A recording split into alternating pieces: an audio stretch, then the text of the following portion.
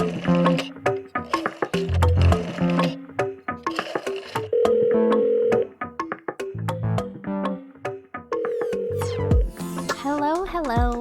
Welcome back to all new Telephone Tales. I'm Lisa, and yet again, solo. Also, I just had breakfast, and it smells delicious in here because it's like a mix between mapley, cinnamony, banana-y goodness, because I made oatmeal banana pancakes and with cinnamon and some maple syrup. Actually, I didn't use maple syrup this morning. I used honey because I make a batch of them and then I save them and then I eat them throughout the week. So, they're really good. So I recommend them if you are in the mood for something good like that. I don't know what I'm saying, but it was delicious and now it smells really good. That's why I brought it up, because it smells so good. It's put me in a good mood. And I had some OJ, classic orange juice. Does anybody else water down their orange juice? I seem to water down almost every drink that I drink. I don't know why, but I think I have a very sensitive palate, and strong flavors just, I guess, don't agree with me. I'm not sure. But another thing that I had just mentioned recently to someone was how I don't like that strong sensation when you drink soda. So I don't have soda very often, but when I do, it's usually like root beer or cherry Coke or something like that. And I like to open it, if it's in a can, open it and then let it sit for a little while so that it's not super fizzy and the carbonation isn't so strong. Sometimes I'll even drink half of it and then leave the other half overnight and then drink the rest the next day. Obviously, a lot of people think that's weird, and I don't know. I'm just throwing it out there to hopefully get some feedback from people who also do this. Validate me, please, because I don't know. I can understand why it would be, I don't know, just wrong for the sake of drinking soda, because that's, a lot of people say that's the whole point of drinking soda, is the whole experience. But for me, it's just so strong and it burns my throat as it goes down, and that feeling is so uncomfortable. But I like the flavor. So anyways, that's just a little fun fact about me for the day. Please let me know if you do the same thing, or if you understand what I'm talking about. You can go over to the Instagram, I guess, and just leave a comment or something. Maybe I'll put up a poll and see what people think. But so let's just get into today. So today we're going to be talking about more kind of lighthearted stuff, hopefully. I'm not sure, because like usual, I just kind of dive in as I'm recording. There's a lot of things I haven't read or haven't reviewed beforehand, so we're kind of in this together, guys. But the topic today is basically funny or unusual newspaper headlines or article headlines, and some of them I'm going to read the actual article, but some of them don't have a link to read. It's just the name of the article, and so it's up for the imagination. So I think first I will actually read some articles, and there's a site that I used to go to all the time. I basically, it was one of my go-to sites for just interesting news. Back in high school, I used to go there almost every single day, but I haven't been on the site in years, maybe 5 years. I don't know. It's been a while. So, but it's called FARK.com. And it's really cool, and I miss it now that I've been looking over it a little bit again. It's why haven't I been on this site more often? I guess I just got into other things and distracted.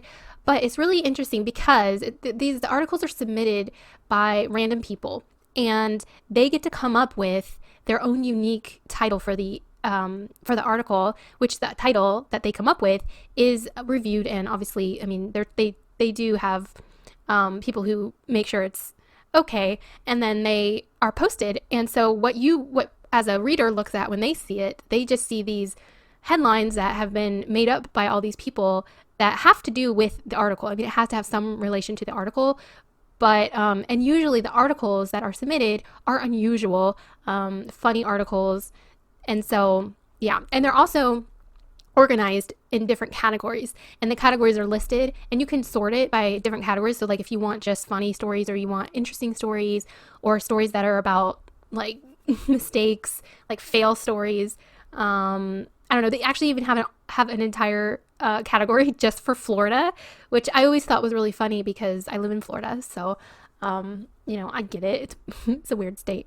So, anyways, I'll just get into a couple of these. I'm going to kind of skim over some and see if I can find one that's, like, basically some of them are funny, and then some of them, you're kind of like, I don't know, doesn't seem that interesting. So, but this one kind of caught my eye. It says Copperhead Viper, not a fan of teenagers' dancing routine.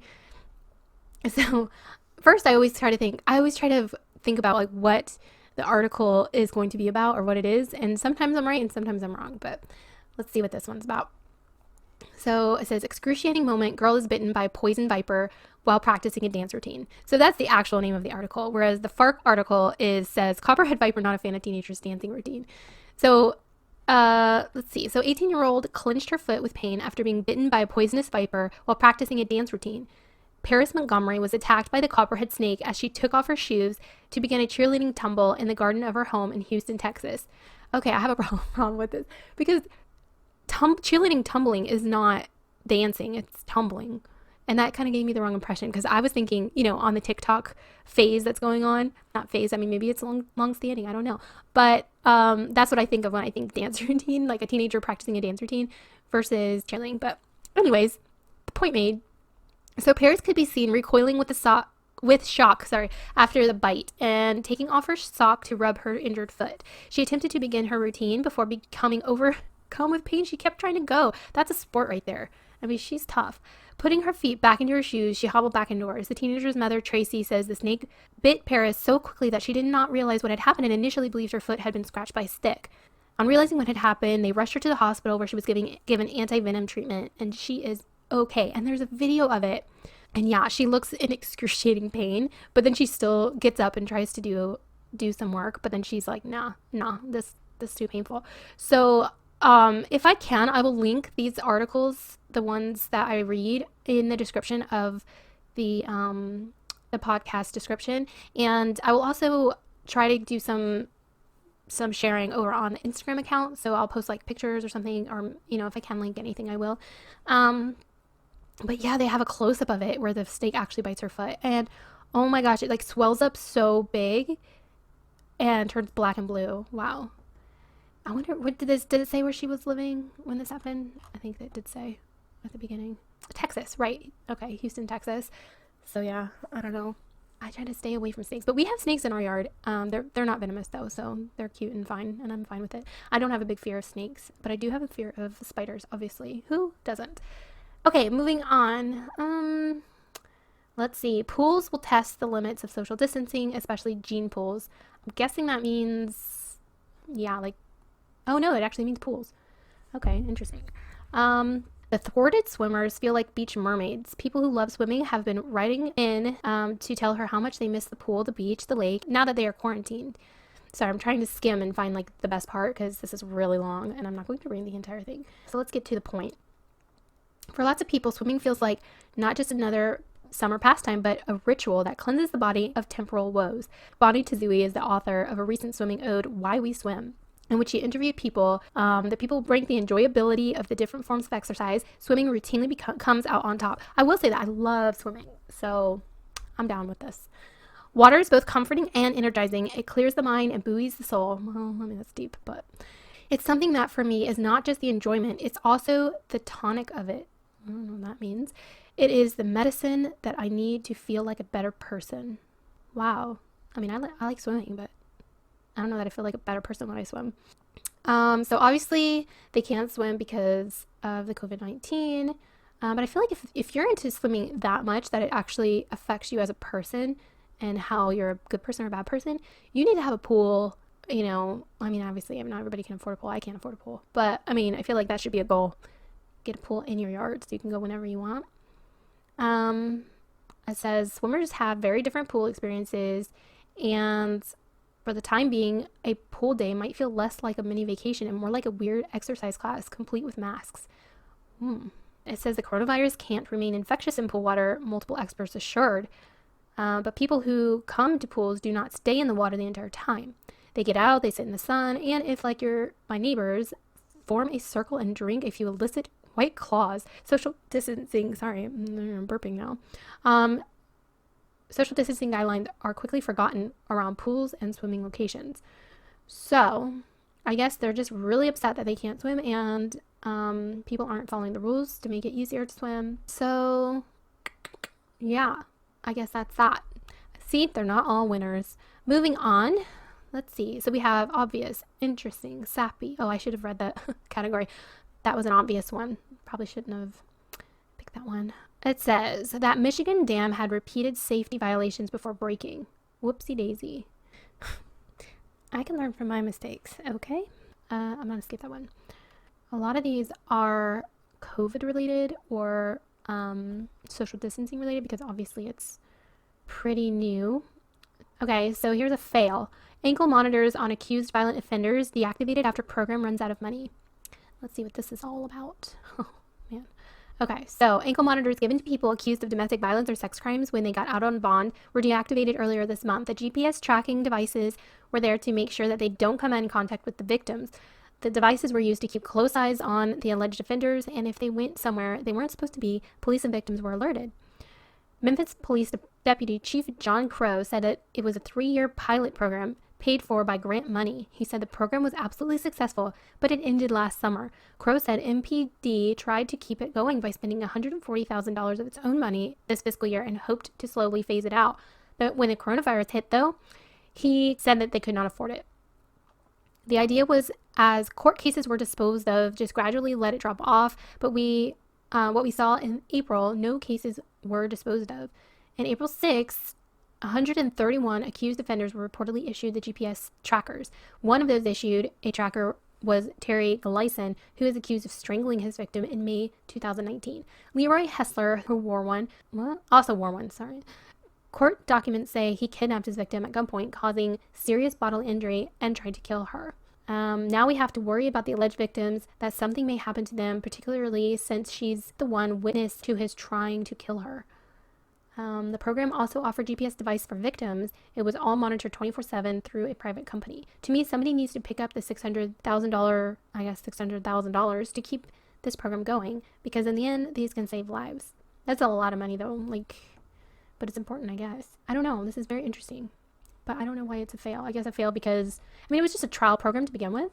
So if they run out of money, but they should try to figure something out. Oh, whoops. Close something I shouldn't have. Okay, so moving on. Let's see what else we got going on here. Okay, here's a funny one. A man arrested for setting grandma's home afire did not think his escape. Cunning disguise, though. Okay, let's see what this is. Oh my gosh. I'm gonna have to share this picture or this link. East Ridge PD, a man charged with setting fire to his grandmother's home with dogs inside. Oh my gosh, I don't want to cry already. That is just horrible. Okay. A man has been charged with arson and animal cruelty, along with other things, after East Ridge police say he set fire to a room in his grandmother's house with 2 dogs inside. On Tuesday, May 5th, East Ridge police and firefighters were called to a residential fire on, I won't say the actual address. Police say when they arrived, they found light smoke coming out of the house. They spoke with a woman living there who told them 2 dogs had been inside one of the rooms with the door closed. This was where the officer said the fire had started. The back door of the home was unlocked, and police say the woman's computer and several other items had been destroyed in a bedroom in a separate room near where the fire began. In an arrest report, ERPD officers said they uncovered evidence showing the fire was intentionally set and discovered a bottle of vodka was missing from the home. Of all the things to take. The woman told police that her grandson, Dustin Sneed, was the only person who knew where the vodka had been kept. It might not be hard to find, though. Officers were later called to a business on near a nearby road, where witnesses told them that Dustin had been inside and dropped a bottle of vodka. Ooh, the pieces are coming together. The witness told police that Sneed then asked for matches and then left. According to witnesses, when Sneed left, he started pouring the vodka out in front of the business's exit doors, and then threw the bottle beside the building. Police recovered the bottle and said it matched the bottle taken from the grandmother's home. Wait, side note. You went to all the trouble to steal this vodka just to pour it outside on the ground and then toss the bottle on the side of a building? I don't get it. Police said that Sneed had used the phone at the business in order to call his grandmother, and East Ridge police arrested him on May 13th and charged him with aggravated arson, aggravated burglary, aggravated cruelty to animals, and vandalism. So he got aggravated arson and arson? That's weird. Please say that the 2 dogs are alive and okay. Oh, good ending, I guess. But seriously, like, he definitely stands out in a crowd. So that's a good example of how to do a good FARK article headline, because he stands out. That's all I'm saying. I'll try to explain. He has pink and black stringed braids throughout his, like, it's like a mohawk that goes down, and then he has 2 straight black side pieces of hair next to his ear that hang down towards the shoulders, and he's got a face piercing, and he's wearing bright pink and black shirt. So it stands out. It is very obvious, unique. So, okay, so let's find another one. Okay, here's one that says, woman teaches her dog to do CPR. Your dog ate the sofa and then vomited all over the living room. I guess it's saying that, like, her dog does CPR and while your dog's screwing around. So let's see what this is. Supposedly it's pretty cool. Woman teaches her dog to perform CPR in 45 minutes after seeing trick on Crufts. I don't know what Crufts is, but so Tanya Butler of Waikato, New Zealand, that's probably so bad, has trained her boxer Pixie to perform CPR, pounding her chest when she is unresponsive and lying motionless on the ground. That's probably all I need to read for you to get what's going on, but we'll dive in a little deeper. A dog owner taught her pooch, well, literally the same sentence. Okay, So it took her less than an hour, obviously, because it was 45 minutes. Why do you repeat things? That's a pet peeve of mine with articles, by the way, is when the first half of the story is basically the title of the article. Anyways. So now when Tanya lies motionless on the floor and is unresponsive, Pixie will leap into action and pound on her chest in exactly the right place. She got so good, and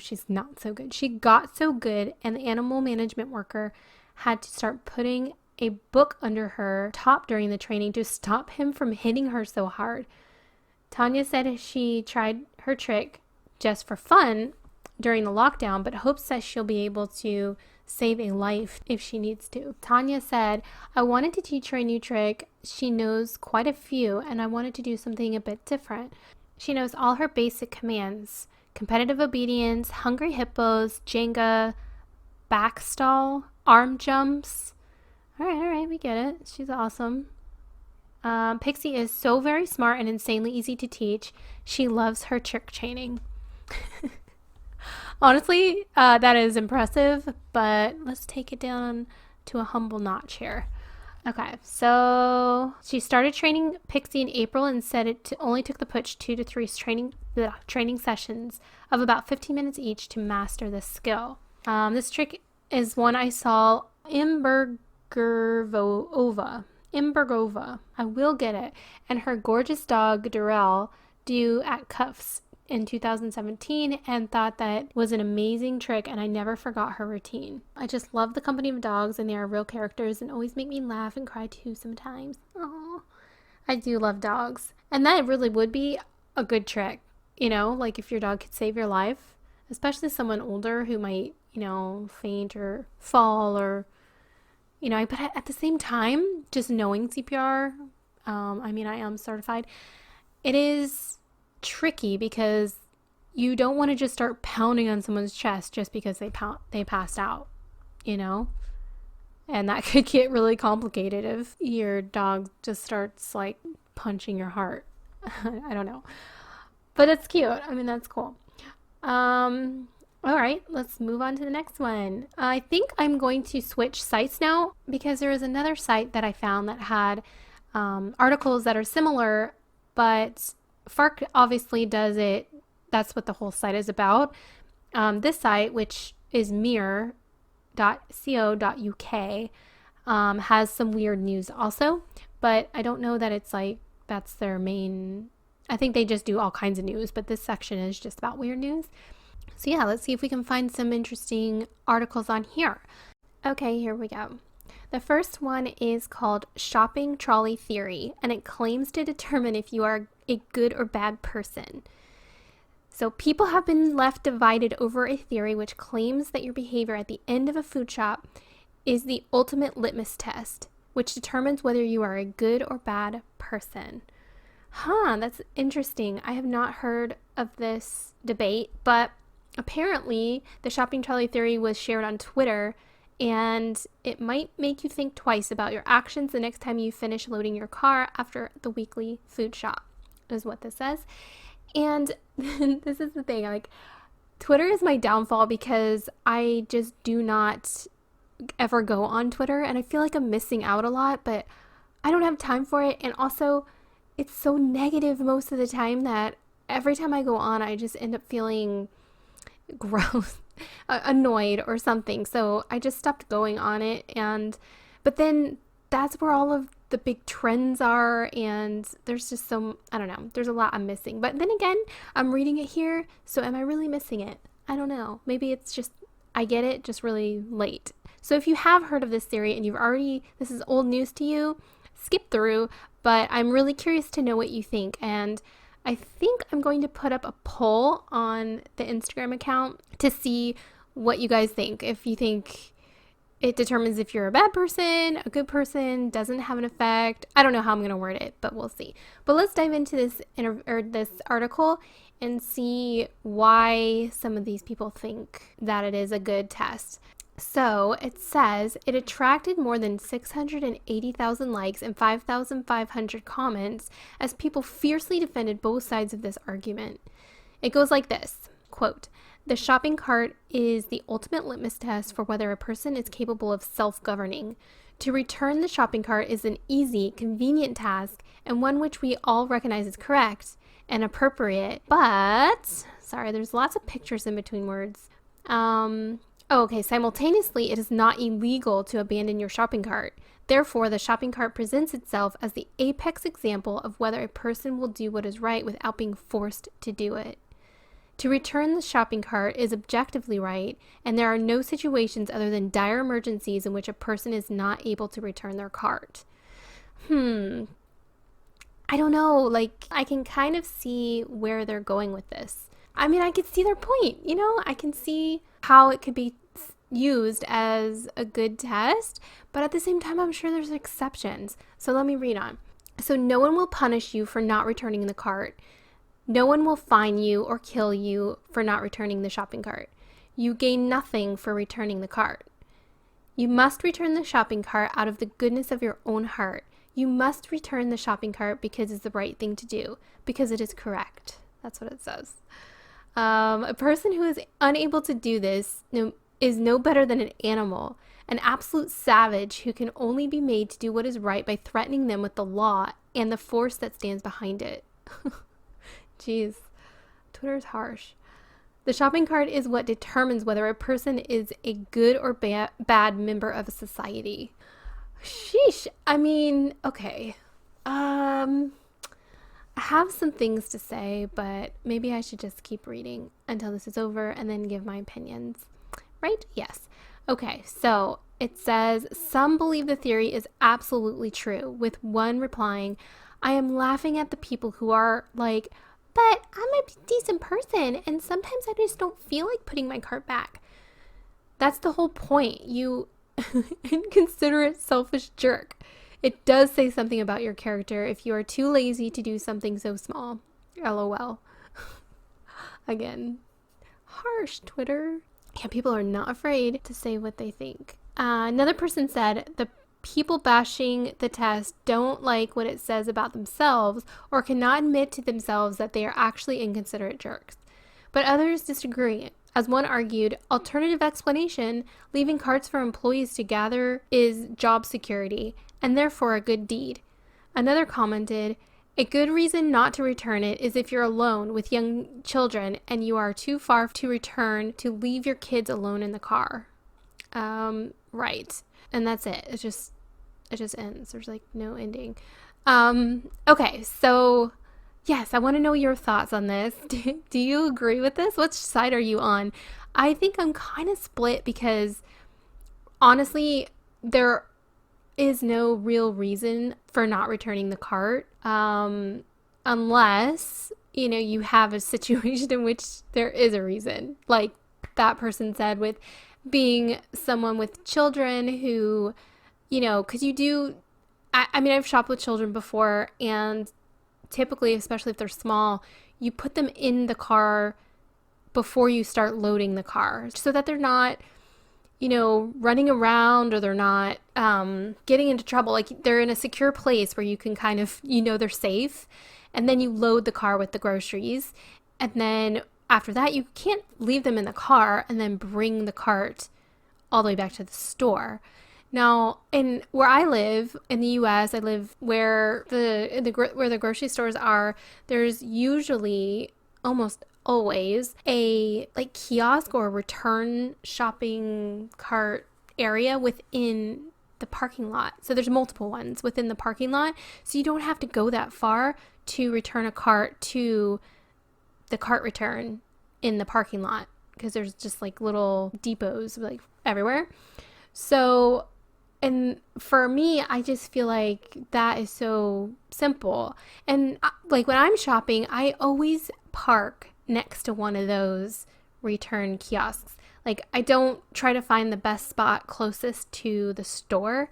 I just try to find one closest to a return area, so that after I load my stuff into the car, it's a short walk to return the cart, and then I go. Because I personally hate pushing a shopping cart on, what is it called? The asphalt. It's something about how it rattles and it's just shaky and stuff. So I hate doing that. So the less I have to push it on the actual asphalt, the better. So I don't know. That would be my recommendation for someone who has that concern, is just try and park closer. But again, now I'm telling everybody to do that. Nobody's listening to this, so it doesn't matter. I was going to say, and there goes my spots. But because it's already so hard to find parking. But no, sharing is caring. Go ahead. Take this advice. Park next to a cart return. If you don't have that option, then, just take it back to the store if you can. But then again, there are always people out picking up the carts. It's so hard to know. I don't know where I fall in this debate, to be honest. Although I am really bad at debating because I can always see both sides of a story. I'm always good at merging the two opposing sides to finding common ground. I don't know. It's just, I'll consider it a strength. But I definitely think that it's more about the intention. If you are just leaving it because you're lazy, or because you're inconsiderate, or because you just don't care, or who cares about what other people have to do to come pick it up, or whatever, then obviously that's bad.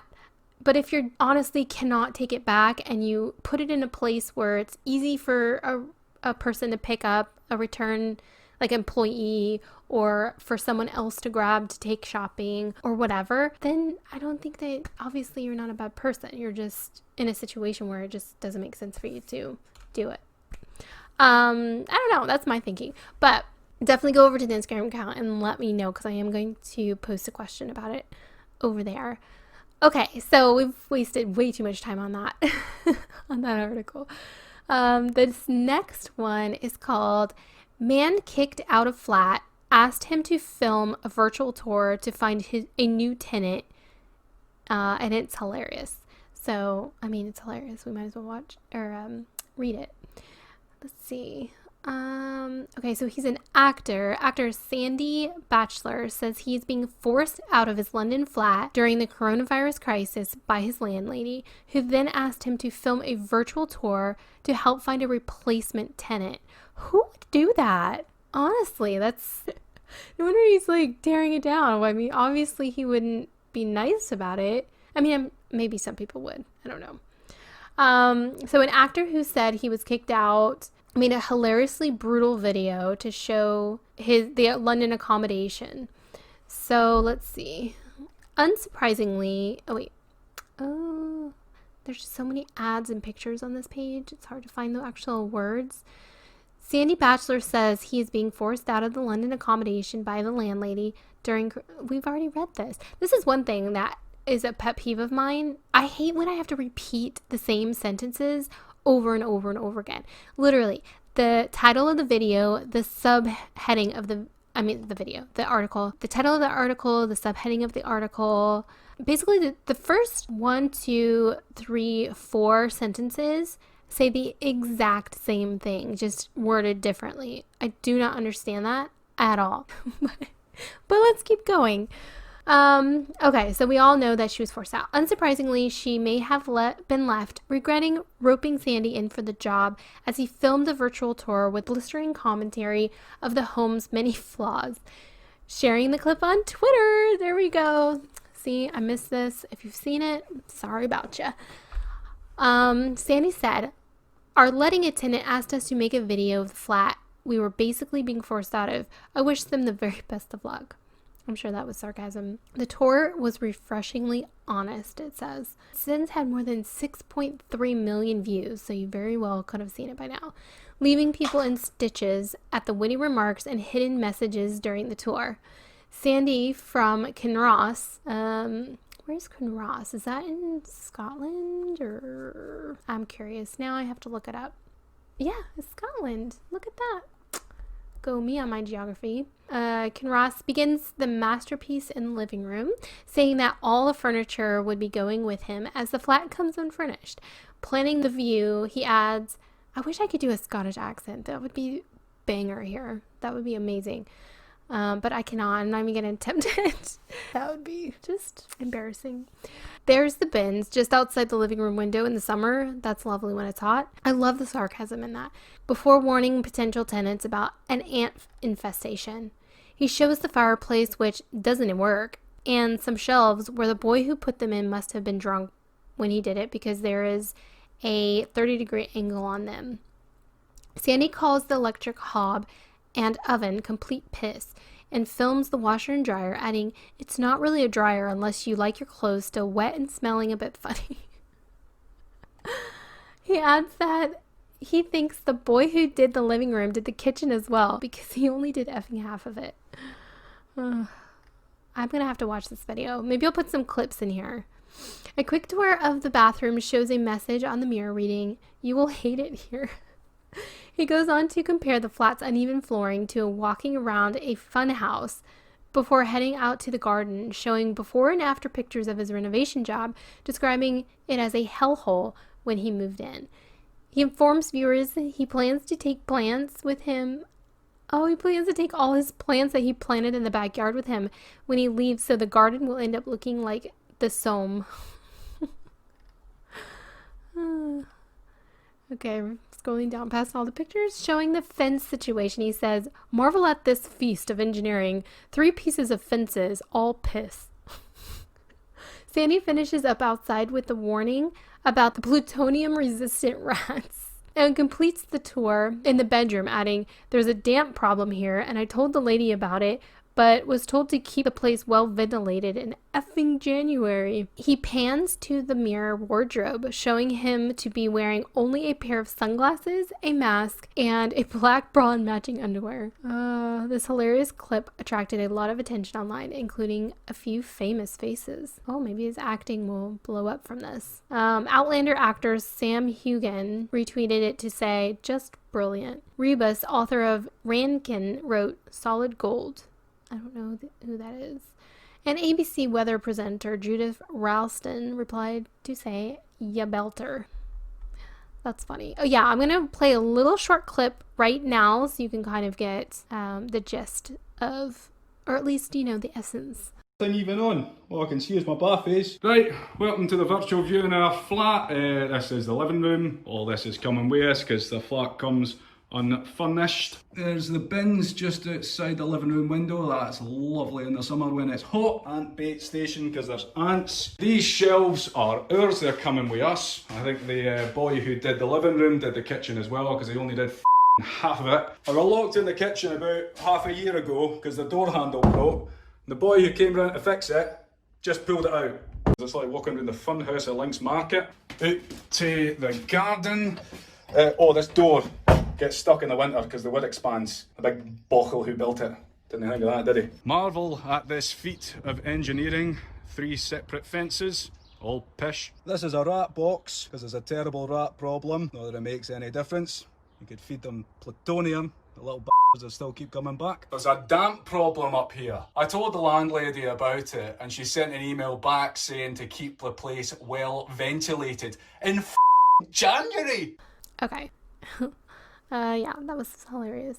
Yeah, so our next article is still on Mirror, and this one is called Woman Returns to Office to Rescue Banana She Left in Her Desk 9 weeks ago. Okay, I'm going to try to say this name. It's M-H-A-I-R-I. And I don't know if the M is silent or not, so I think it's Harari. I'm going to go ahead and say the M is silent. Harari Louise had the realization that when she left her office 9 weeks ago due to the coronavirus pandemic, she had left a banana in her desk and filmed the moment she went to rescue it. I love these articles. Yeah, so many of us have no idea that the last time we left our desks would be the last time we saw our office for months. Workplaces were quickly abandoned by those who were able to do their jobs at home due to the coronavirus crisis, and hundreds of thousands of workers still don't know when they might be able to return. Had we known, we may have grabbed a few extra things from the office, like a calendar or our favorite mug, to give us our makeshift workplaces a more professional feel. But one woman, her concern over what she had left behind was far more specific. It had dawned on Harari Louise Brennan, the whole name right there you go, that when she walked out of her office last, she had waiting in her drawer, and it had now been, this sentence is just so poorly done, or else I'm a terrible reader. It had dawned on Harari Louise Brennan that when she walked out of her office last, she had waiting in her drawer, and it had not been waiting in her drawer for her to return for about 2 months. Honestly, I don't have any words for that. Turning to social media for support, she tweeted, "Knowing there is a banana in my desk drawer in work, which has been there since a week before lockdown, is making me feel anxious." I don't know if that's how she really talks, and I'm sorry if that was offensive, but I'm going with some flair right now. The tweet racked up more than 136,000 likes, as many speculating as to the sight and smell which would be waiting her. And it turns out she wasn't the only one to leave food unattended in lockdown. Someone responded, "I had a lunchbox in my boot and it was there from the start of lockdown. Took it out this week," and she has a picture of it, and it's completely moldy and disgusting. And there's yogurt. Oh, that's rancid. With the build-up and the scene set, everyone in the comments was desperate to know how the poor old banana had turned out, and Harari Louise didn't disappoint. Heading to work to rescue the fallen fruit, she filmed the moment she opened her office drawer, and what remained left many baffled. Rather than coming face to face with a squishy, damp mess, it had become shriveled, solid, and completely black. Solid? Really? I mean, I've never let a banana get that old, but would it turn solid? Crazy. Harari Louise captioned the clip, "Just imagine the song, 'This shit is bananas, B-A-N-A-N-A-S,' in your head as I dramatically open the drawer, okay?" I don't know, that got worse, didn't it? "The unknown was killing me, so I drove to work to see what the damage was. I present a 9-week-old banana." One replied to say, "I don't know what I was expecting, but it wasn't that." Another advised, "It doesn't look too bad, just cut off the black bits." Using the logic that older bananas make the best banana bread, a third simply suggested, "Get it in a loaf." I don't know. I would not. That is beyond edible. I will also put this picture on Instagram so you guys can see what it is. But, yeah. Food left in drawers at your desk for months at a time. Has this happened to anyone else? Let me know. I'll put a question somewhere. What else could you have left? Oh, plants. So many plants are probably dead. That's sad. Yeah, I don't think I don't have an office because I work from my car. I drive around for work. So, and as far as I know, that the car is all cleaned out. But yeah, let me know if there's any weird things that you've found when returning back to work, if you have returned back, if you haven't, if there's anything just like in the back of your mind, oh my gosh, I left that at work. Life is not going to be the same now that this has happened. Okay, so moving on, we have another one. A man takes in puppy he found on the road. Except it's not a dog. Dun, dun, dun. A man who found an abandoned puppy on the side of the road and decided to look after it got a bit of a shock when he discovered it wasn't actually a dog. Let's see what it was. What would you do if you thought you'd found an abandoned puppy on the side of a busy road? Honestly, I've had this happen before, and I'm always unsure of what to do because I've had horror stories of people who stop and try to save dogs who they see on the roads and stuff, and then they end up dying because they get hit by a car or their car gets slammed into and they get seriously injured and things like that. But there's just this compulsion, obviously, to save this animal that's just abandoned or alone and on its own and all of these things. And so I always want to stop. And most of the time I do pull over just to make sure that it's okay or that it's has an owner nearby or whatever, because like I hit a squirrel once. That's the only time I've ever hit an animal with my car, and I cried. Seriously, I cried when I hit a squirrel. I don't know. That's so, yeah, I could get really concerned. And if I pass a dog that's wandering around, it'll just stick in my head for, off and on for the rest of the day, just hoping that it's okay. But there is so much danger in actually risking yourself to save the dog. But it's always the debate. Should you stop and risk yourself, or should you not stop and hope that the dog's okay? I don't know. I'm always torn when this happens to me. I'm sure I'm not alone. The man named Marcy called the animal Luna and shared the news of his discovery on, let's guess, Twitter. Maybe I just need to get back on Twitter. He posted that he found a lost puppy on the highway and asked if anyone might know who she belonged to. And many people took the time to respond to his tweet, but most were pointing out that it wasn't a dog. Oh, there's a picture. He's so cute. It does look kind of like a puppy, kind of. But yeah. Twitter users thought that Luna was actually a baby fox. Unsure, Marcy vowed to take her to the vet for confirmation. He shared the update writing, "Thank you for your many retweets and opinions. I had a good night's sleep after eating rice last night. And this morning I have a good appetite with defecation and urination." What? I was going to say well, thank you for that specific detail. Isn't it a fox? I will confirm later with the veterinarian.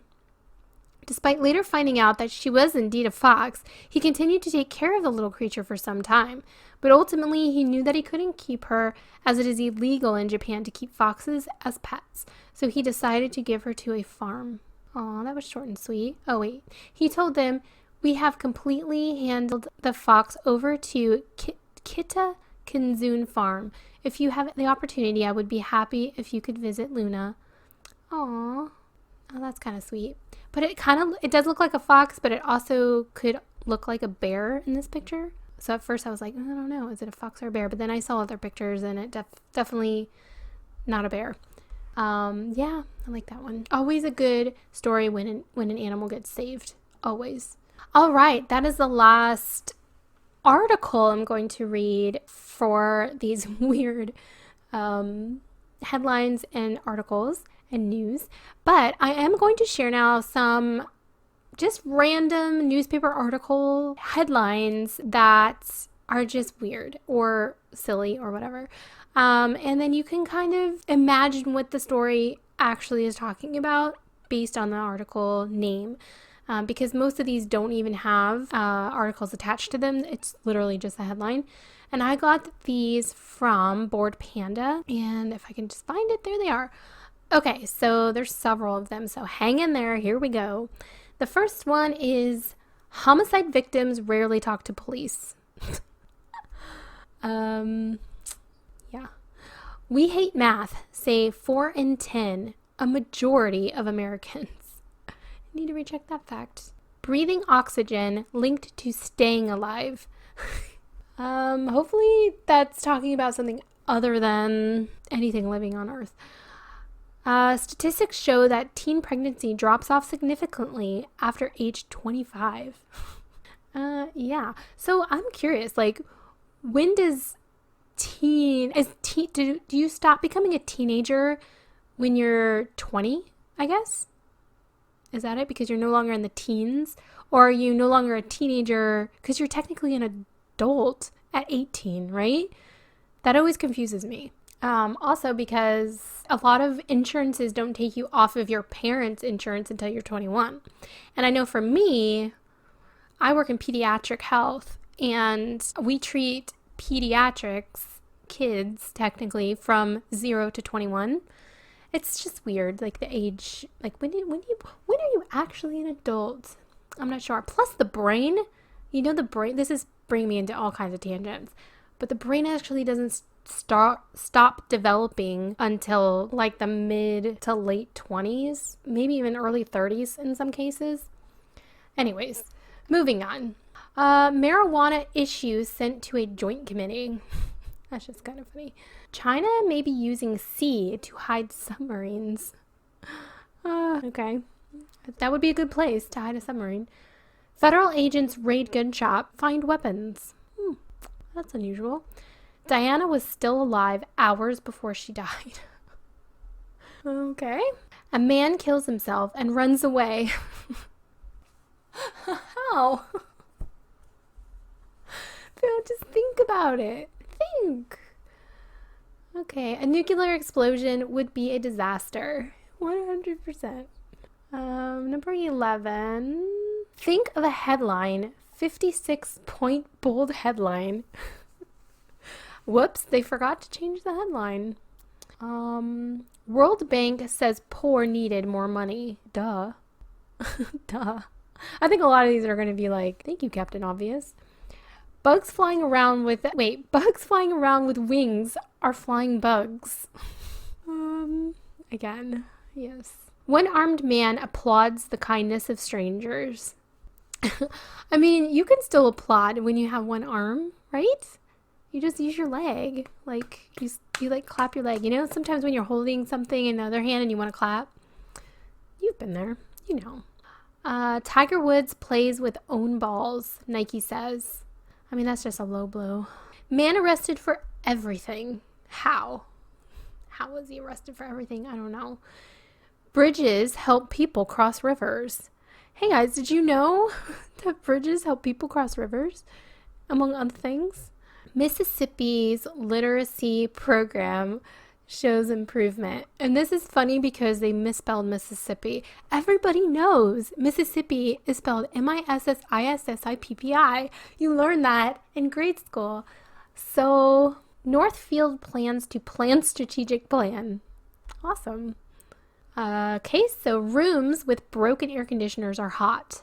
Yes, that would make sense. So state population to double by 2040. Babies to blame. Is it really the babies, though? I mean, yeah. I have a feeling there's going to be quite the population boom after this COVID situation. Just saying. Greenland meteorite may be from space. I mean, where else? Survey finds fewer deer after hunt. Yeah. Again, obvious. Barbershop singers bring joy to school for the deaf. Is that a poor choice of entertainment, maybe? I think just knowing some people who have hearing impairments and even complete deafness, they do actually feel reverberations in the air and like they get joy from it. So I'm good with that one. A woman missing since she got lost. Okay, most earthquake damage is caused by shaking. Yes, that scientist is on it. Homeless survive winter. Now what? I don't get that one. Homeless survive winter. I guess maybe that's just a mean headline. I don't know. Students cook and serve grandparents. Ew. Doubt that went over well. Woman in sumo wrestler suit assaulted her ex-girlfriend in gay pub after she waved at a man dressed as a Snickers bar. That is definitely news. Newsworthy stuff. Scientists to kill ducks to see why they're dying. Okay, that doesn't sound right. Miracle cure kills fifth patient. Don't give me that. Yellow object spotted in sky. I don't know if I get that one. Yellow object spotted in sky. Is it the moon? Maybe? Or stars? I don't know. Was bank robber a he or a she? Breasts might be a clue. Prisoner serving 2,000-year sentence could face more time. I mean, that sucks for him or her. Man found dead in graveyard.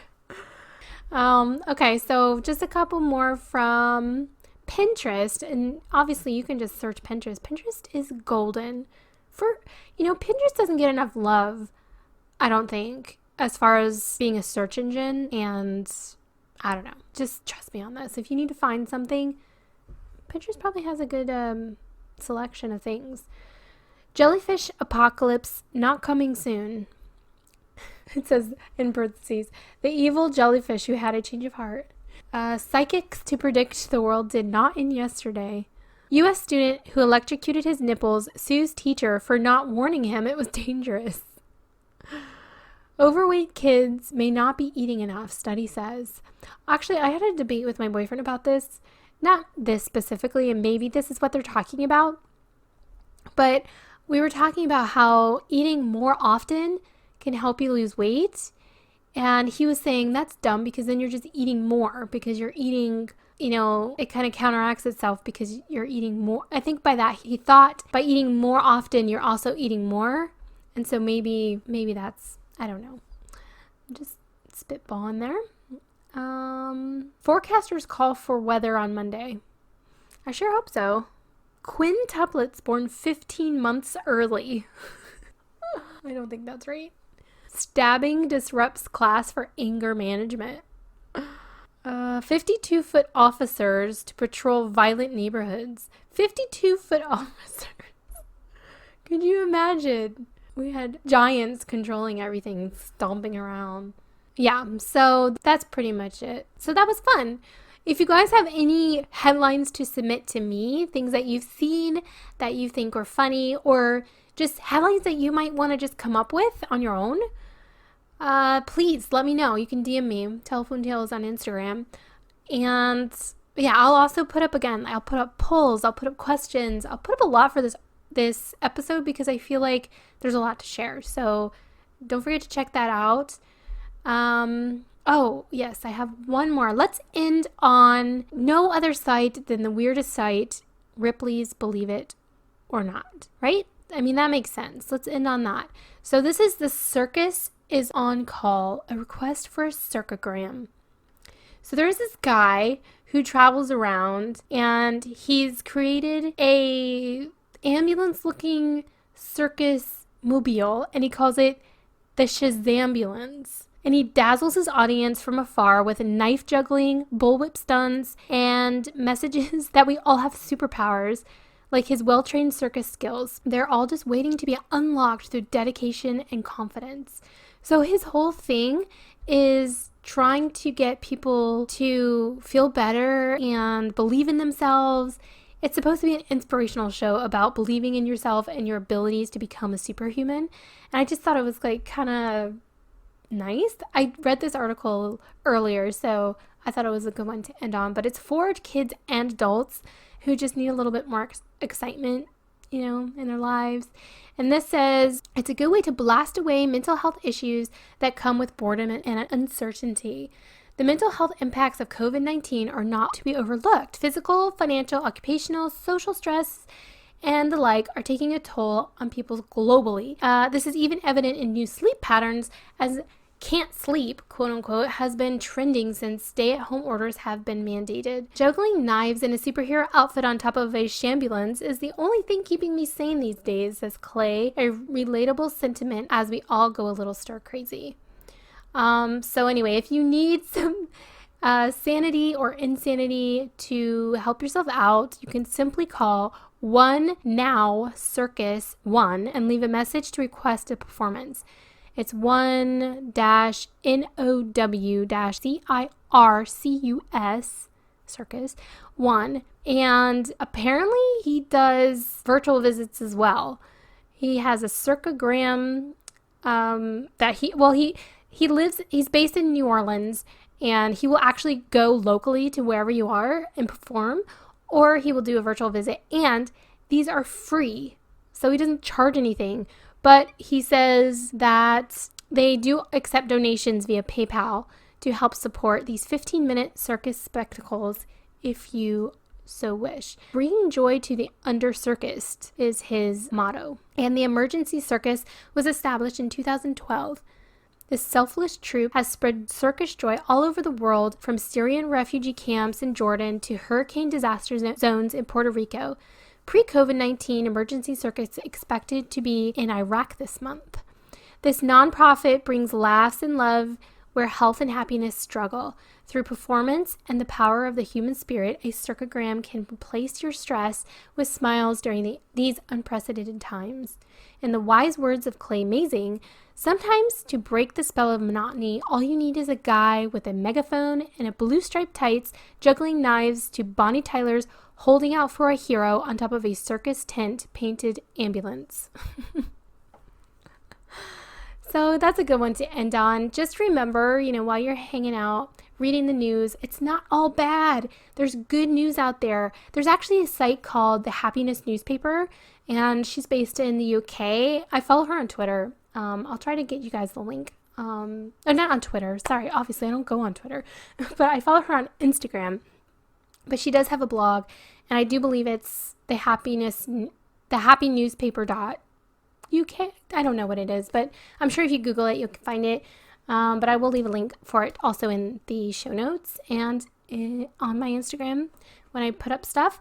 Yeah, so just stay positive, look to the bright sides of things, and keep going. And I hope your day is going swell. If not, I hope it gets better. I hope this helped, and I will see you on the next one. Take care.